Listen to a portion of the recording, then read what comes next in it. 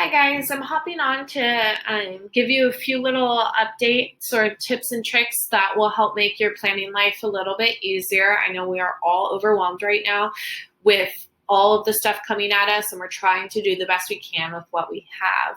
A lot of us want to plan ahead of time so that we can kind of work through this stress and kind of get our groove going. So we've been waiting for the district to get their trial for the upgraded version, Seesaw for Schools, approved, but it is still pending. So I'm going to give you a little shortcut. Some of you have already done this, but it will give you the tools you need in the meantime. So up in this left-hand corner where it says my name, I'm going to click on my name, and then I'm going to click on the tool icon and go to account settings. From there, I'm going to scroll down, and I'm looking for the Seesaw Plus option, and then mine already is signed up for Seesaw Plus, but yours should say something about a 60-day free trial. Click that button, and from there you will have the tools that I'm going to mention in just a minute, and they're going to make your life a lot easier. Now, once the district upgrades to Seesaw for Schools, it should automatically upgrade your account. Again, there's no need to put any credit card information or anything in. It will automatically upgrade your account if you go this route for 60 days, whether or not the district gets their trial approved in time or not.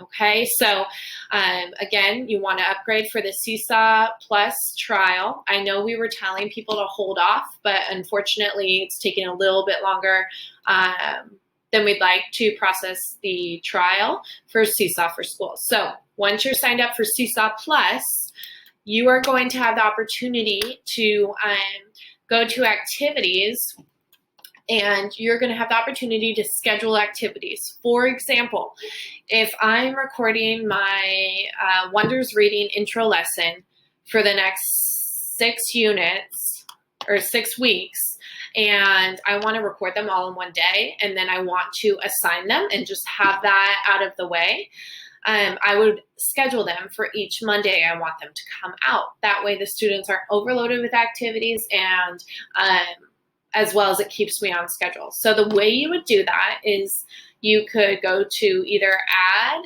and assign activity or browse activity library. I'm going to go to browse activity library and just use community activity for the sake of it. So I'm going to click on the activity that I want to use.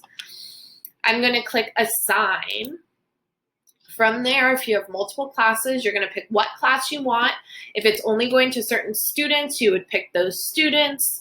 If you're doing different folders, it would go to different folders. Now, you also have a private teacher folder with the Seesaw Plus, and so if there's, for some reason, you want something sent to you, but not to be posted to the student journals, once it's processed, you can do it there.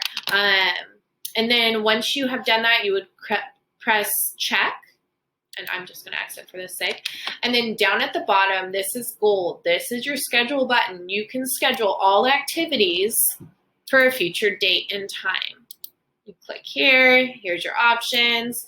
You can do your times. Now, a note about the timestamp is that you're going to want to kind of invert the time of which you assign that activity. So if I'm confusing you right now and you have more than you can handle, turn it off now, stop listening. But if you want to assign more than one activity per day, Seesaw takes the most recently assigned activity and puts it at the top of the student's feed.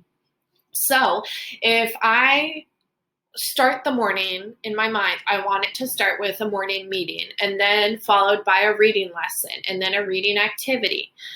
Well, I would typically go and assign it in that order: morning meeting, then reading lesson, then reading activity. But on the student's end, if I assign it in that order, they're going to see the reading activity first, scroll down, see the reading lesson, and then see the morning meeting. So a way to go around this is pick the day you want to assign it for. So I'm going to do Tuesday, and I want all of these activities on Tuesday. So this is activity 1. I want activity 1 to be for the most recent time. So I just baseline 6:30 a.m. Okay, activity 1. Then the second activity I want them to do, I'm going to go back a minute, 6:29 a.m., so that it will appear right after my morning meeting. And then the third activity I want to be done, 6:28 a.m. This way it's in chronological order of the way I want it to be done, and not the way that the chronological order in which I assigned it, if that makes sense. That's just a tip and trick, and I hope that this is helpful. This is gold to be able to assign these assignments ahead of time and just kind of bulk record, because we have enough on our plate as is.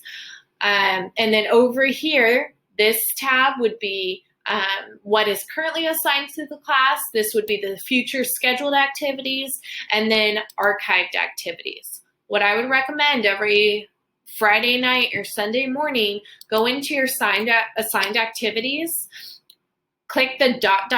on the bottom, and go to delete, or sometimes it says archive activity, and clear your activities assigned to class board so that those new scheduled activities will be all that's on there. It just keeps it from being confusing for your students. Sometimes, depending on the activity, after they add a response, it will automatically delete the activity because they've checked it off, they've completed it, but sometimes that doesn't happen. So just to be safe, you're going to want to go through and archive all of the activities at the end of the week. Now, if you don't, it's okay as long as you're still chronologically scheduling activities. They will come up at the top, and these will go down to the bottom of the feed. But I just like to keep it clean and organized and easy for the students to understand. So I hope these tips and tricks helped. If you have any other questions or need help with anything else, feel free to email me or post on the Facebook group, and I'll try and hop on and film short tutorials. All right. Thank you.